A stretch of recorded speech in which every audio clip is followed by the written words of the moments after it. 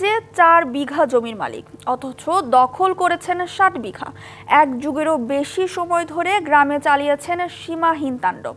মন্ত্রী, এমপি বা বড় রাজনৈতিক পদবিতে নয়, বাগেরহাটের ইউনিয়ন আওয়ামী লীগের সহসভাপতি হয়ে মহরগাজী গড়ে তোলেন ত্রাসের রাজত্ব। শেখ হাসিনার পতনের পর থেকে নিরুদ্দেশ তিনি, কিন্তু তার দখল করা জমির ভোগ দখল নিশ্চিতে মরিয়া তারই নাতনি, যিনি যুক্ত বৈষম্য বিরোধী ছাত্র আন্দোলনে।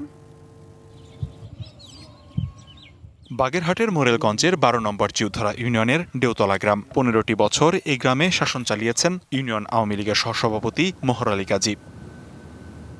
নিজের 4 বিঘা জমি থাকলেও দখল করেছেন 60 বিঘা। আওয়ামী লীগের রাজনীতিকে পুঁজি করে ক্ষমতার দাপটে দখল করেন গ্রামবাসীর ফসলি জমি ও মাছের ঘের। নির্যাতন চালান সংখ্যালঘুদের ওপর।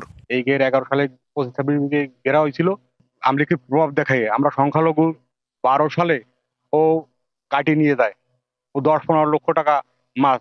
প্রায় জমির মালিক আছে 25-26 জনের মতো। আমাদের এখানে জমি আছে, জমির 6 বছর হাড়ি টাকা দেয় না তাকে জোর আমলি ক্ষমতায় ছিল আমাকে দেয় নাই। কিন্তু 5 আগস্ট পট পরিবর্তনের পর থেকেই গাঁঠাগা দেন মোহর গাজী। এরপর তার দখলে থাকা জমির মালিকদের সাথে চুক্তি করে আর্থিক সংকট দূর ও কর্মসংস্থানের লক্ষ্যে সেখানে মাছ চাষ প্রকল্প শুরু করেন এক উদ্যোক্তা।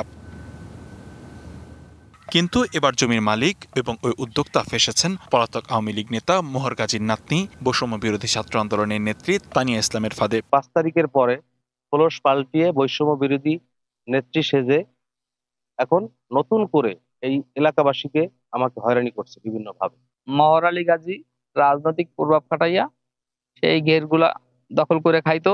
আমাদের ঠিক মতন হাড়ির টাকা আমরা পাই নাই। 2024 সালে সোহাগ ভাইকে আমার জমি দিয়েছি। এখন বর্তমানে তার নাতি সমন্বয়ক তানিয়া তারে দিয়ে আমাদের বিভিন্ন রকমের হয়রানি করাইতেছে। যদিও বিষয়টি অস্বীকার করছেন তানিয়া। RICL TMX, যুগের পর যুগ স্থাপনা থাকে মজবুত। নিজের অপকর্মটাকে চাপা দেওয়ার জন্য এই সব চেষ্টা করতেছে।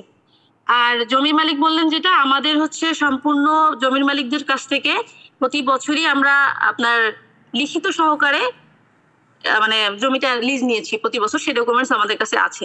এ নিয়ে ভুক্তভোগী জমির মালিক লিখিত অভিযোগ করলেও মেলেনি সমাধান। পুলিশ বলছে সুনির্দিষ্ট অভিযোগ পেলে নেওয়া হবে ব্যবস্থা। তাদের মধ্যে কি আছে তারা ভালো করতে পারবে। আমার কাছে দখলদারদের হাত থেকে রক্ষা পেতে প্রশাসনের হস্তক্ষেপ চায় গ্রামবাসী। DBC news desk.